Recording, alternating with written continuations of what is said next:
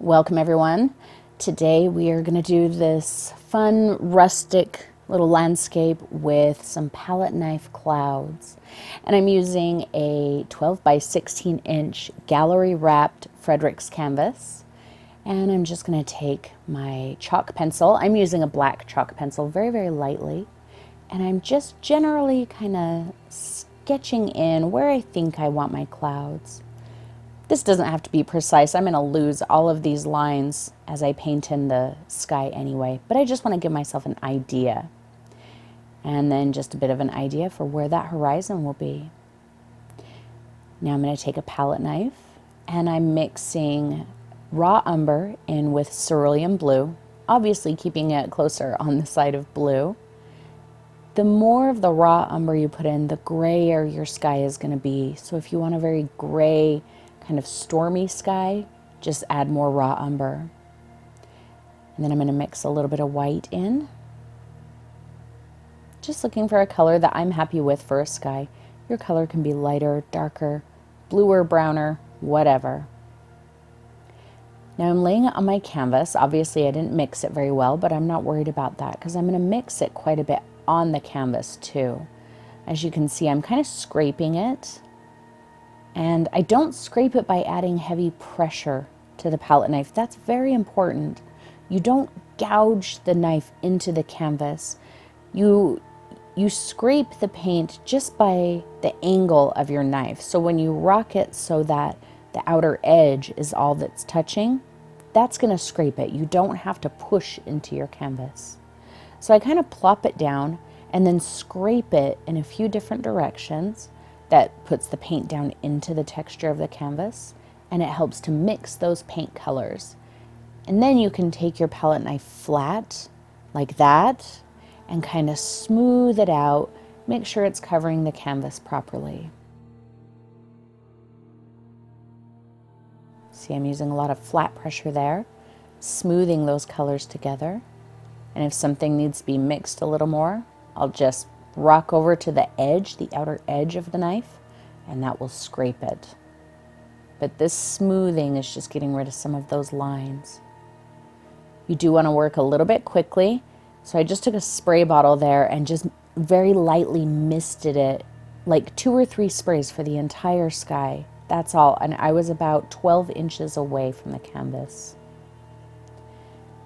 Now I've picked up some white. My palette knife still has some of those other colors on it. Same thing, kind of scraping it and then smoothing it out with the flat of the knife. And then I do these little kind of circles with my knife flat and nudge that paint out into the blue. And it's perfectly okay if that blue picks up a little bit and mixes with the white. I'm letting some of the edges of my clouds be very misted out.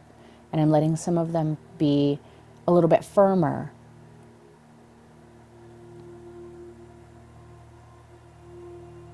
But at no point, no matter what I'm doing with the knife, I am not scraping it down into the canvas. I'm just going to fill in all of this shape, nudging bits out into the sky.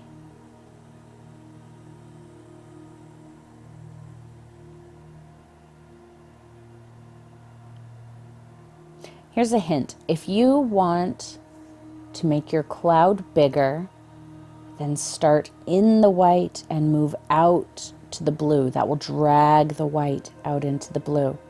If you want to make your cloud smaller, start in the blue and drag lightly into the white, and that will drag the blue down into the white, reducing the size of the cloud. Here I'm making that cloud bigger. So I'm starting in and working out.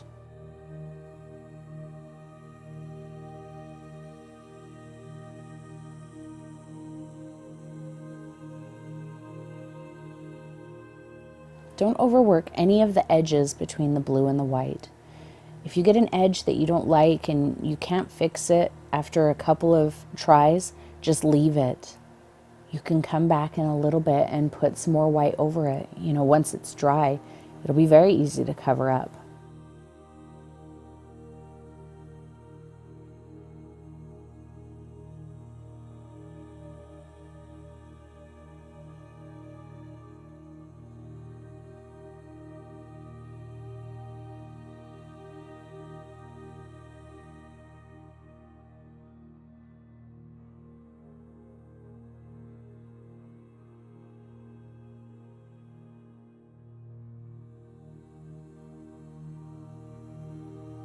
See, extending that cloud by taking it from the white out to the blue.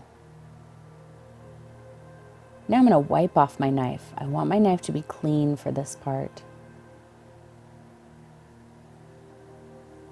And here, I'm just kind of hazing that line between them. Sometimes I bring the blue down into the cloud like that. Sometimes I nudge the cloud out into the blue, just creating some very airy looking areas.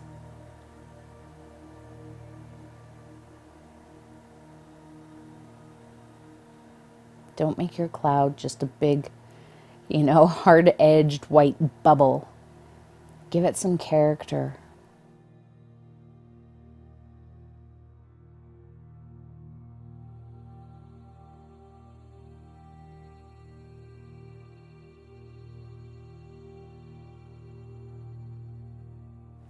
Every time you see my knife disappear from the screen, whether I show you or not, I am wiping that knife off.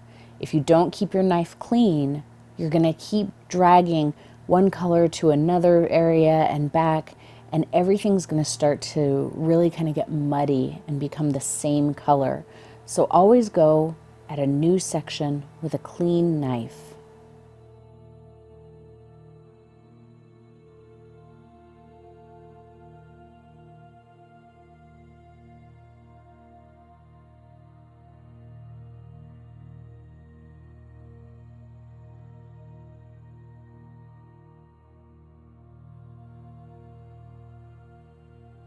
If you're having a really hard time getting texture and all your colors are just picking up and moving to a new area, you might have too much paint on your canvas. So that's where the scraping comes in. It helps prevent that texture from getting too heavy. I just mixed up a little bit of a grayer color. I leaned it a bit heavier on the raw umber side, and I'm going to drop in some subtle shadows. Not in any particular place, just kind of inside the cloud here and there.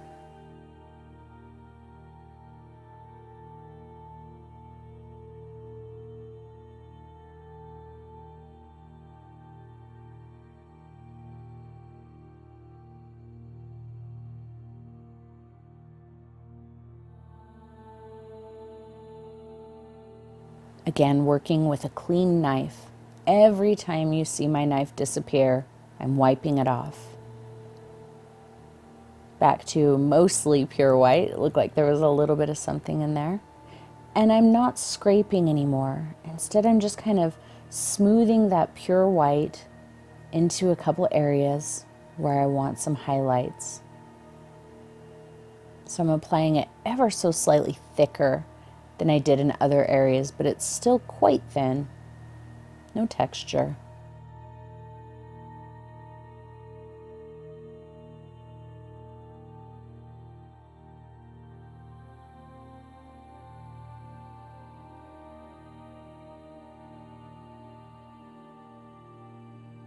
If you scrape at this point, you'll scrape up the bottom layers and you're going to start getting that mud that we talked about. So it's all flat palette knife here.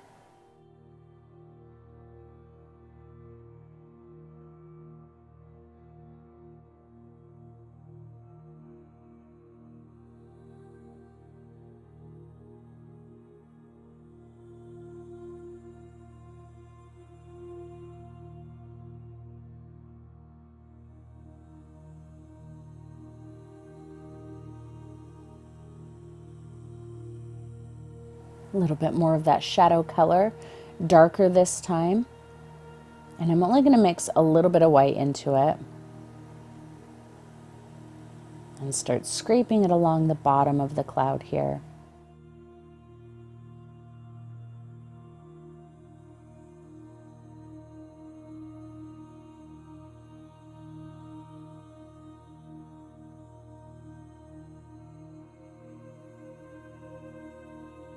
Combination of scraping to move the paint and blend the colors, and a little bit of the flat, almost like a burnishing type movement to break up lines and blend it into the other colors that are already on the canvas.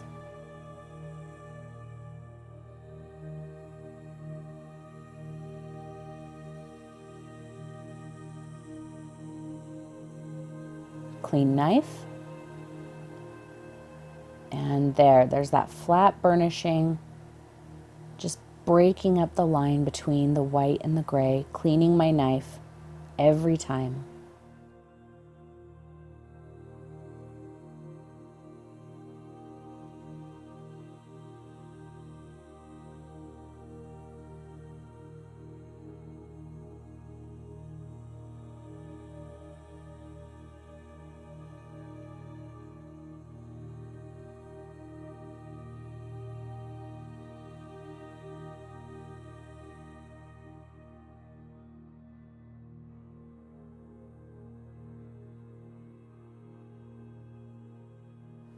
Clean knife again. A little bit of pure white. Just a couple extra highlights, and that also helps to kind of cover up that line, just in case I felt like any areas still had too hard of a line. Just a little nudge of a white highlight over it. Blend it out at the bottom. Completely masks it.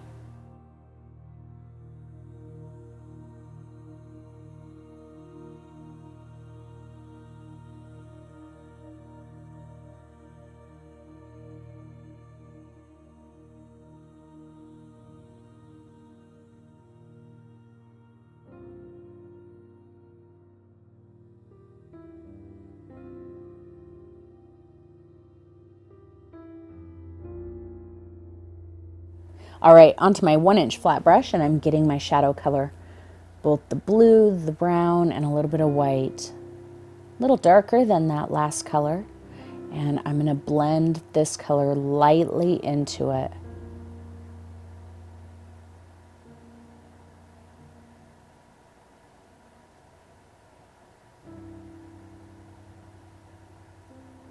Just very gently blend those two together.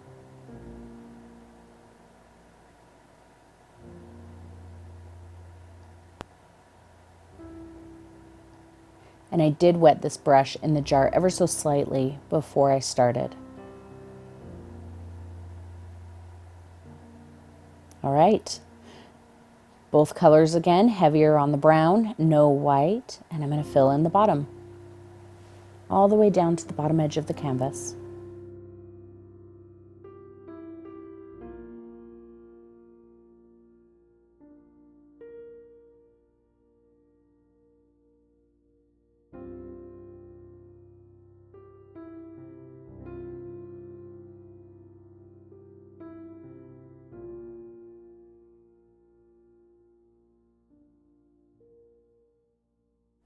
All right, now I've got some cerulean, some raw umber, and yellow oxide. And I'm gonna try and find the most green I can get. It's gonna be a very muted color. I'm not gonna get a bright green with cerulean and yellow oxide, but I just wanna lay in a suggestion of it here and blend it in. And I believe this canvas is dry.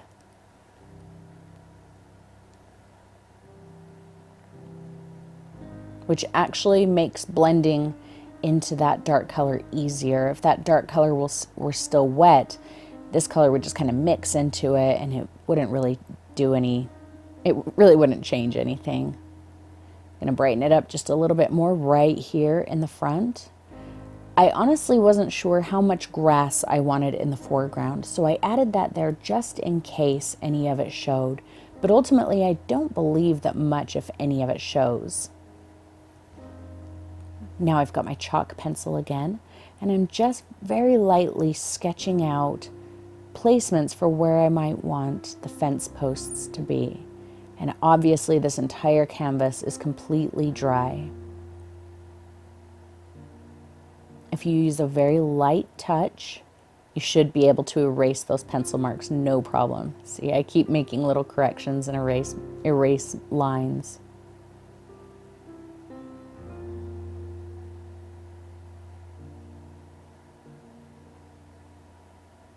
Make sure, I think it's important that you make sure that your fence posts are interesting. You know, don't just draw a line of these upright fence posts that are 2 inches apart all the way across the canvas, same height. that can get a little static and boring. So all of my fence posts are kind of leaning and taller than others, and they're just a little more interesting than that. Now I'm using my 1/2 inch angle. I've got some raw umber, some Payne's gray, and I'm just adding little points of white until I get a color I'm looking for. It's still very, very dark, but the hint of white makes it a little bit more opaque. And I'm just going to block in where those posts are, and then I'll come back in a minute and fatten them out. I started out taking them all the way to the bottom of the canvas because, like I said, I wasn't exactly sure how I was going to do the grass and what I wanted that to look like. But if you want to stop them a little bit higher up, that's perfectly fine too.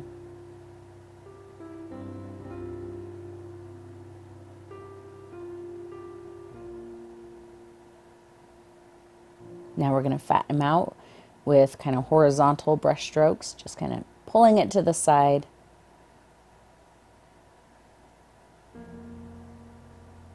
And then I did go from the top down on the other side just to smooth it out. But whatever technique works best for you to widen out those fence posts to the width that you want.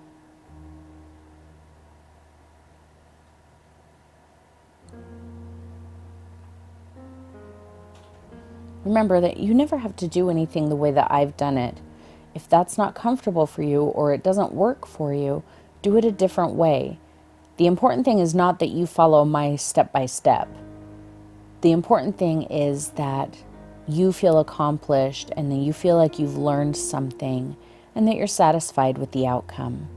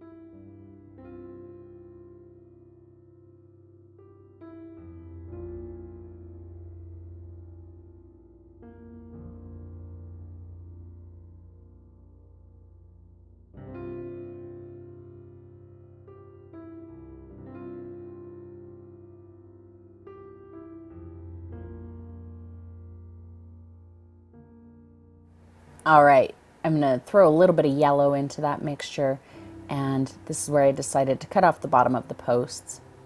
So I'm just going up about, I don't know, 1/2 inch, 3/4 of an inch. It doesn't really matter. I'm just getting them so they don't touch the bottom of the canvas. And even that doesn't matter. You could leave them going off the bottom edge and, leave that showing, or completely just cover the bottom edge with grasses, whatever you prefer. I'm using a little bit of matte medium just for blending purposes here.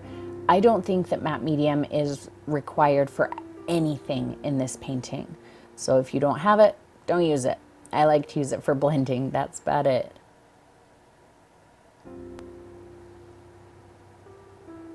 Now I'm going to mix up a color a little bit lighter. It's that same Payne's Gray brown mixture, but I added more white. And I'm going to start kind of touching some highlights in.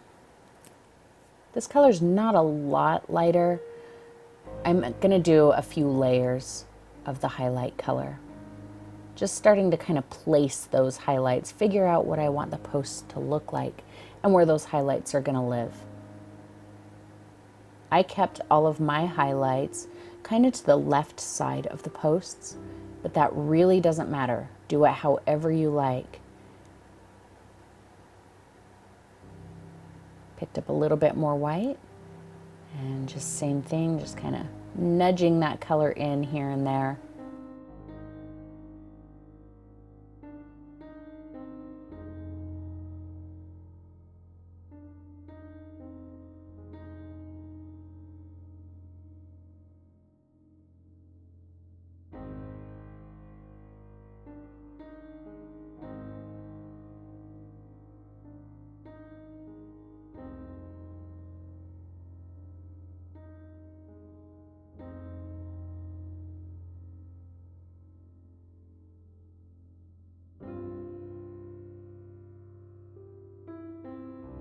A little bit of a darker color, just to make sure that I don't lose all of the dark in these posts. What's going to make the highlights the most effective and make the posts feel like old weathered posts is still maintaining some of that very dark color. If the posts just end up being this layered mass of gray that, you know, gets lighter and lighter and lighter, they're going to just seem kind of flat, kind of simple and forced, I think. So keep some of that dark in there, here and there. And again, I'm mostly putting the dark along the left edge. I'm sorry, the right edge. Now my 1/4 inch angle, and I've got a much lighter version of that highlight color. I'm doing the same thing. See, just kind of dashing it on. And I'm keeping the lightest color away from the very bottom. Yes, my fingernails need to be painted really bad. I'm sorry that you have to look at that.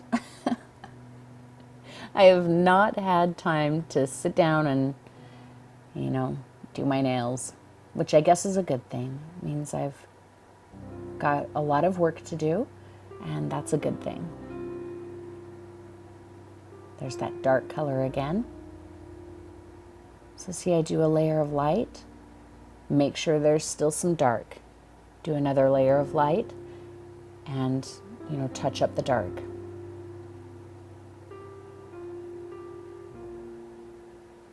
Just picked up straight white on a dirty brush, and final kind of pops right along the top.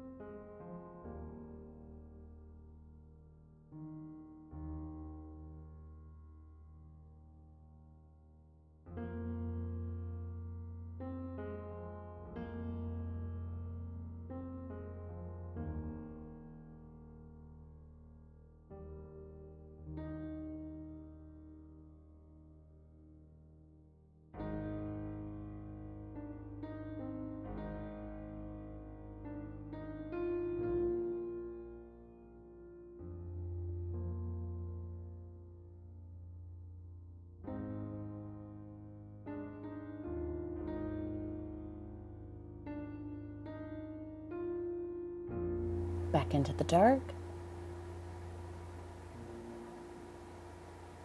Maintain those shadows.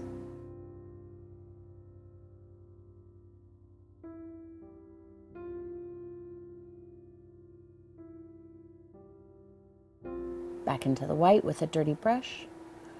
Pop those final highlights.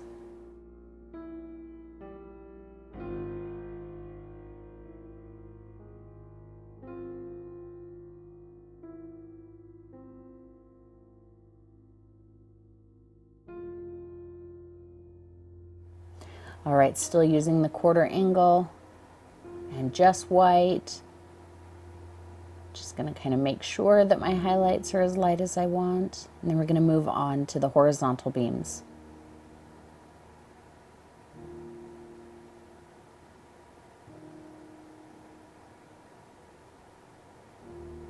All right, back into the black-brown mixture. Payne's gray brown. Sorry, I keep saying black, but it's Payne's gray. It's not black. And I'm going to make the horizontal bars. I'm not worried about making them straight. I intentionally make some of them kind of wonky like that. Widen them out a little bit.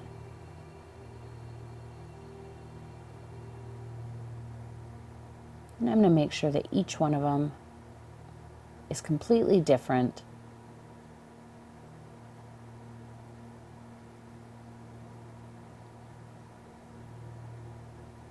I kind of liked that look of the posts being, or the support bars, the horizontal bars being in front of one post, but then behind the next one. And I did it like that all the way across here. And then when I did ones on the bottom, I did it the opposite way. But you can do it however you like. It was just a fancy little detail that I played with.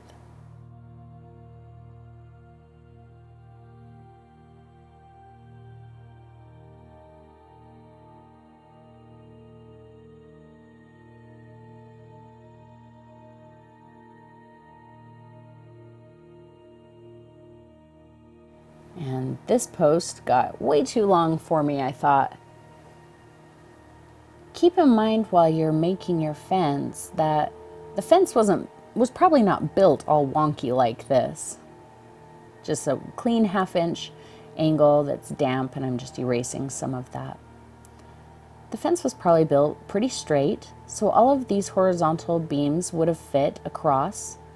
And if it starts to fall over, those beams aren't going to get longer so they can keep attaching the two posts that are falling away from each other. The beams are going to detach and they might fall and hit the ground. So just be aware of that. Here I thought maybe there was a post that used to be there and it's not there anymore. So these two beams are just kind of resting on each other. Think about the story that this fence has, you know, who built it and what kind of builder were they? You know, did they have pride in their work and build it very sturdy, but time has really weathered it and torn parts of it away and forced other parts of it away from each other or to each other. Don't just think of this mathematical, you know, fence 2 inches apart. These posts are angled like this. They move this way. Think about the story and what brought the fence to where it is now. I just wanted a little tangle of posts on that side there.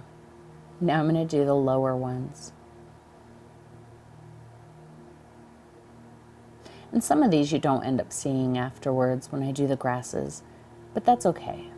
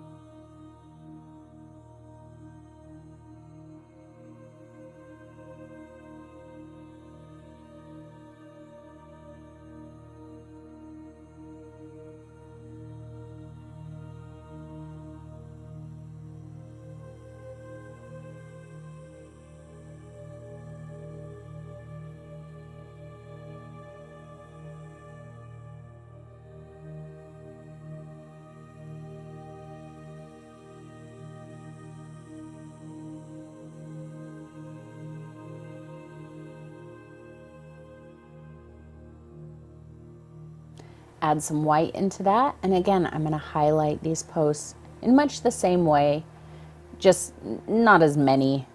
I'm not going to go over it quite as many times. Just dashing a few highlights on.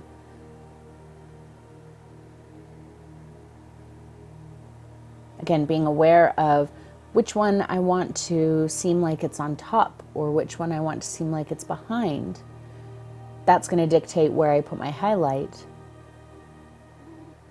If I want one of the sticks to seem like it's behind the other stick, then I'm going to stop, just like I did there.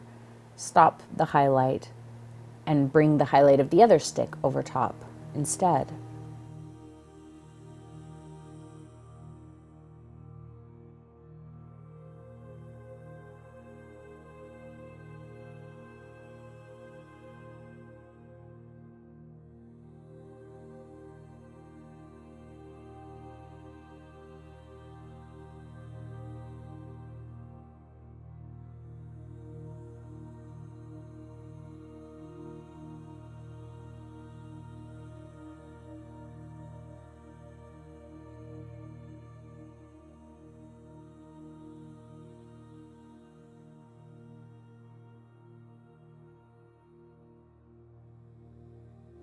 Again, I just picked up white on a dirty brush, just punching a few highlights, and then we're going to be done with the fence and move on.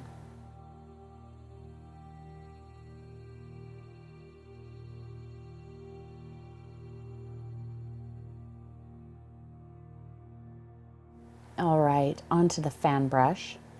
I'm going to wet it in the jar, wipe it on the edge, but this brush holds a lot more water than you might think. So I'm just going to touch it to a paper towel on each side. I didn't squeeze it, I didn't wipe it, I just touched it to the paper towel. Load up with that brown by kind of pulling the paint back and then squidging it back and forth. Start with your fan brush pointing down and flip upward. And that's how you're going to get some nice natural looking grasses. If you start at the top and drag it down, everything's going to kind of get that weird eyelash look at the top. So going from the bottom up is how you avoid that and get nice grasses. If the brush stroke feels too puffy, it's not really giving you grasses, it's just puffy, then your brush is probably too dry. So just get the tiniest bit more water. Keep adding water until you've got the shape of grasses that you like. And I am occasionally using the brush sideways so I can get these longer little bits. Kind of varies up the different types of plants that are growing there.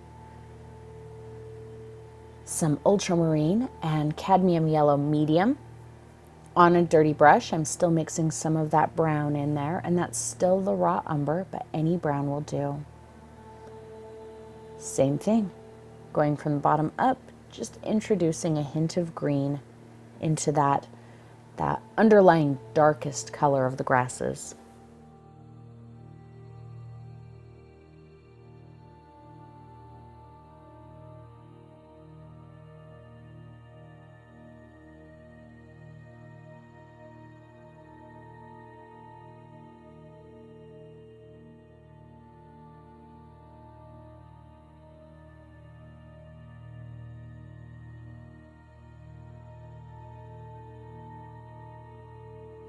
All right, more yellow and blue, especially more yellow. We're going to get a little bit of a brighter color. There's still some brown in there, but I'm not getting any additional brown.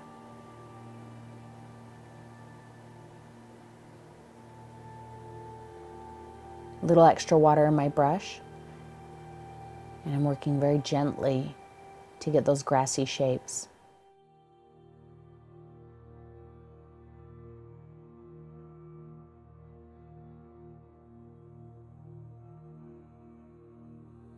Not starting from the very bottom of the canvas, obviously, but still going from the bottom up.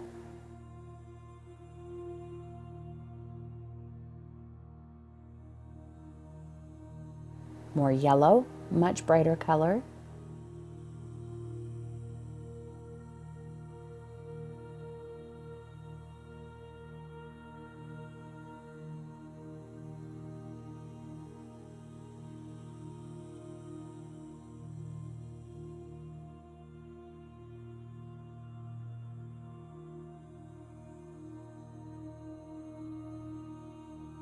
And now this lighter color, I'm not applying it everywhere like I have the other colors.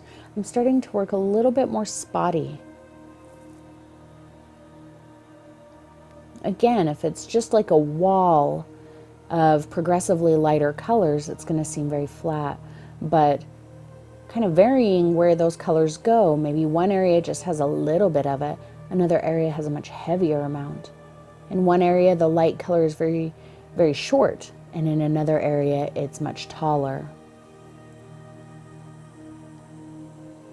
And I'm just mixing up some darker colors here, more blue, more brown, just to make sure that I don't lose the dark at the base of the grasses, because that's what's going to give us depth.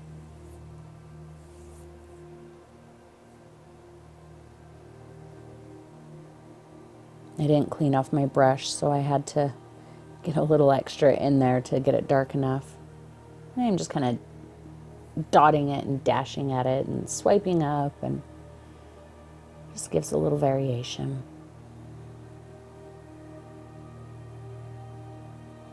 All right, 1/4 inch angle, blue and yellow, no brown this time.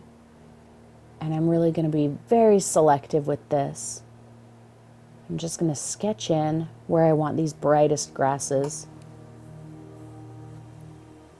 Some are going to be tall and kind of angle to the left, some kind of go to the right, some will be very short. Again, it's just about looking for that variation to keep things interesting.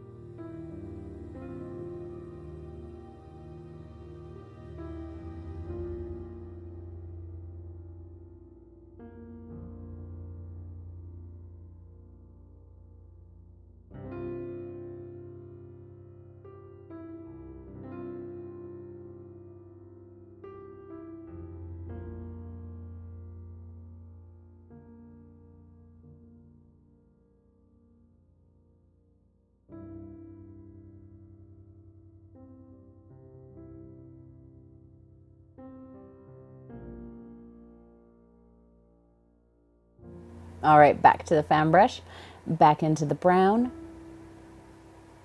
Pull in a little bit of ultramarine because they're just going to darken each other, and I'll get a nice dark color there.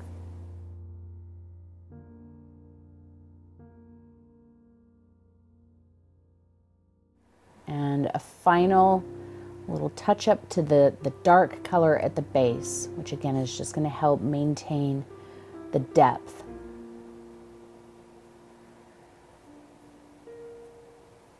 Also varying up my brush stroke again. Dashing, dotting, up to down, down to up.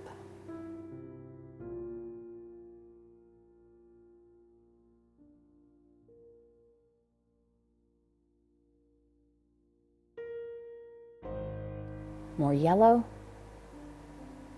into that brown blue mixture, but not much of it.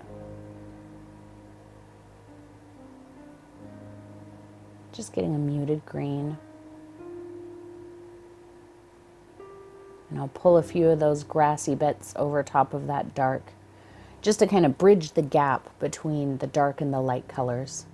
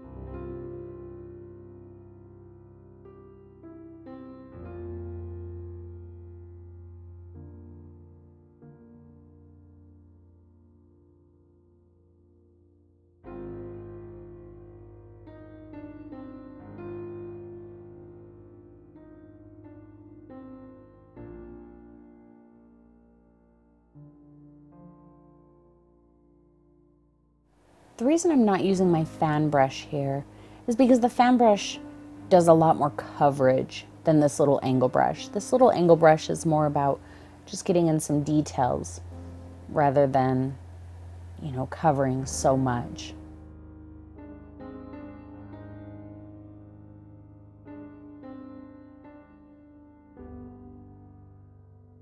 Make sure you keep a clean, slightly damp brush handy always, because occasionally you're going to do things like that and you won't like that, but you can easily wipe it away if you get to it very quickly.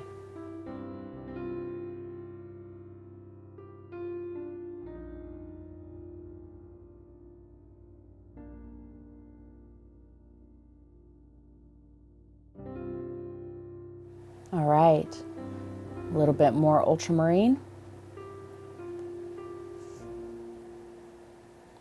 and brown.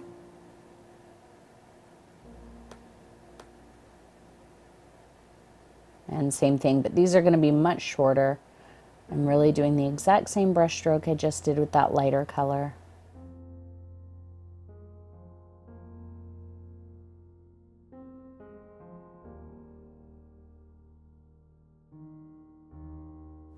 This fence reminded me a lot of the pasture at my grandparents' house where my grandpa kept his horses. And so, you know, I enjoyed kind of remembering those times as a kid, climbing through the fence and going to pet the horses or ride the horses. And so hopefully it reminds you of something too that you can kind of connect with like that. Back to the fan brush, just mixed up a bright color. I believe there's a little bit of everything in there, but it's mostly yellow, kind of fanning out my fan brush. And I'm just gonna touch the edge of the fan brush here and there, creating some little seed heads to some of these grasses. I started out being pretty gentle with it there, but I got a little more aggressive as I went on. You could do this with any colors you like. If you wanted this to be like a field of flowers, you could do this exact same technique here with some purples or pinks, whites, whatever you like. See how I kind of tap it on the palette before I go to the canvas so that it kind of flares the bristles out a little, and it helps remove any excess paint because I don't want to get a glob.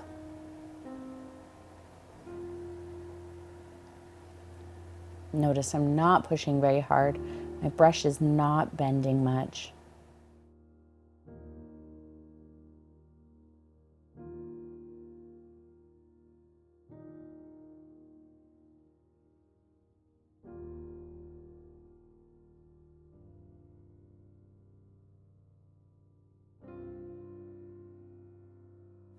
Now the birds coming up went through a couple of versions while I was painting this, and one of them I don't make you watch because I very quickly abandoned it. So you might notice that they look a little different the second time you see them.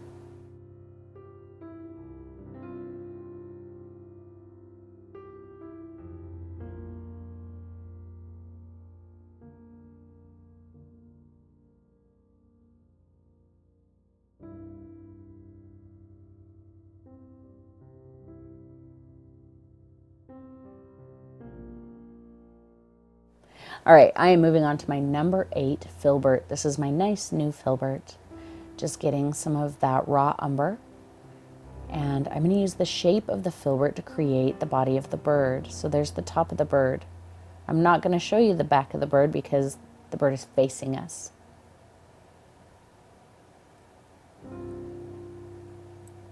Now I'm going to use the edge of the brush and just kind of press and pull it side to side if I need to. I'm just creating a bit of a bump on top of that shape for the head. Don't plop a circle, a full circle on the top edge of that shape, because then you're going to look like you have a little brown snowman sitting on top of the fence. It's going to be weird. Here I did that same shape, and I'm going to do the same shape on the bottom so it's like a little brown egg shape.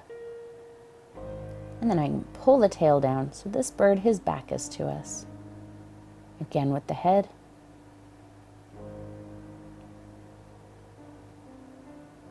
Don't create weird little snowmen. This bird is facing us, so his tail and the bottom half of his body are hiding behind the rail. You can see his little tail, and there's his head. And finally, I did 4 birds, 3 on one half of the canvas, 1 on the other half, but you can do as many as you like. I know I typically tell you to keep it in odd numbers, but I felt like because I had odd numbers on different halves of the canvas, that felt like odd numbers. I have 3 together on one side. I have 1 on the other side. If I did an even number, then I would have to have 2 together somewhere or 4 together, and that felt awkward to me. But whatever you prefer is fine. This is my number 3 round. I'm just refining the shape and adding the beak. Put the beak wherever you like.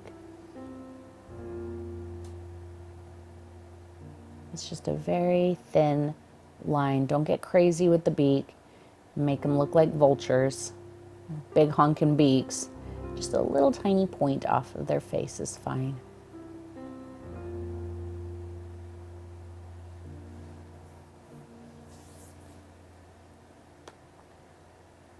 Into my yellow oxide, I'm picking up a good amount of it and just kind of slashing that across the chest area at the top. Little unbleached white, which clearly I need some new unbleached white because mine's getting all dried out. And the same thing from the bottom up though, just slashing that color on. I'm not worrying about shading or blending, anything like that. A little more of that raw umber, just kind of touching up the shape of the head and where the wings and the tail might be. I'm using still a thicker amount of paint and kind of slashing it on, mixing a little Payne's gray in there.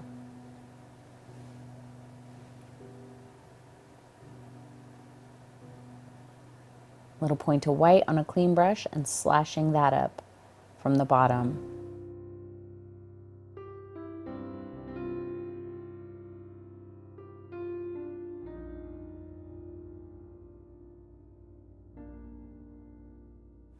There, now we can see his tail.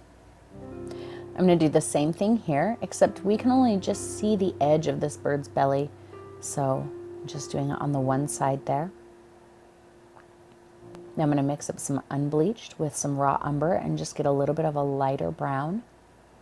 We can see his back, so we want to put a little more attention into his back, not just make it a solid brown. But I am going to just still slash this color.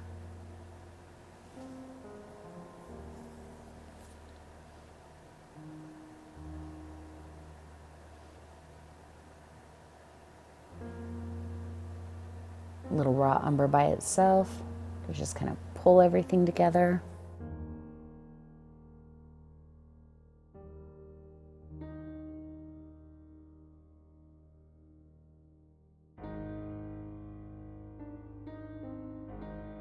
Payne's gray to add some details to his head and face. Darken up his beak. Pull some darker feathers down around the back of his head.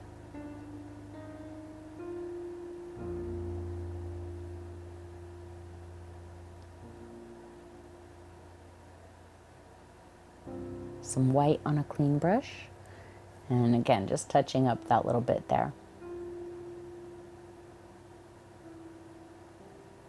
Same thing on this bird. A heavy amount of that yellow oxide. Slash it over his chest. Unbleached.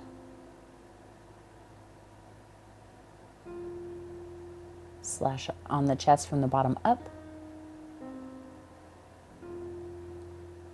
A little bit of that raw umber to redefine the shape of everything.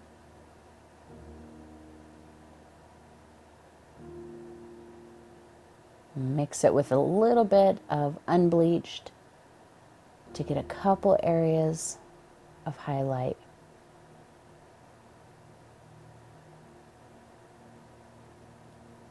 Payne's Gray to darken up the beak and add ever so slightly some little detailed dark spots to the face and head.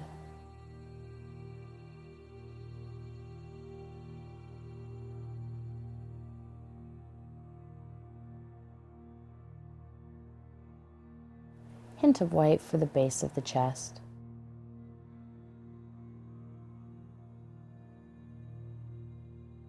We'll pop a white on this bird.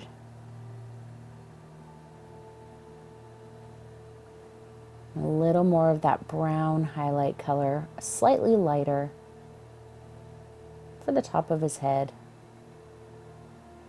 and down his back.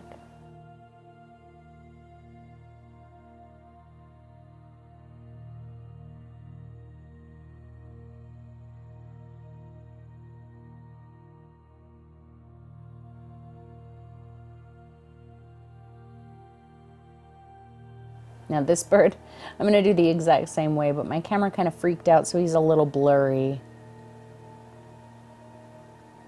But when I was done painting these birds like this, I liked them, but I felt like they didn't pop enough. They didn't stand out enough. So in a moment, I'm going to get some red oxide. You can use any color you like, any color you have.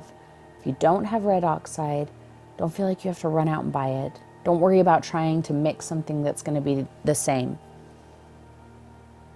Just use something else that you have or like. But I'm going to get a little bit of red oxide and add that into the chest. There we go, some red oxide, same brush. I'm just going to dash a bit from the top down. It looks really weird when you first do it, since I've got the highlights on there already, but I'm not worried about it. Tapping out anything that's a little bit too hard of a line.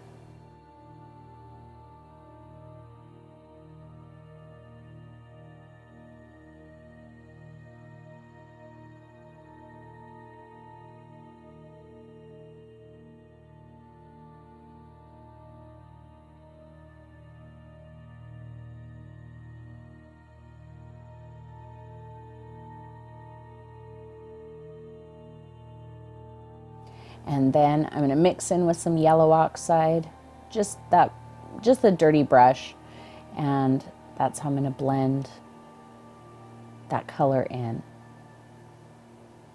So just a light amount of that yellow oxide where the red meets the white is really all that's needed. And then I felt like they popped just fine.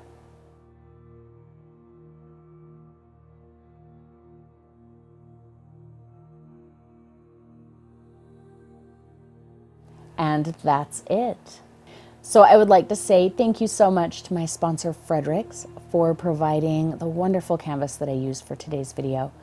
Make sure that you check out the video description below for a link to where you can get your very own.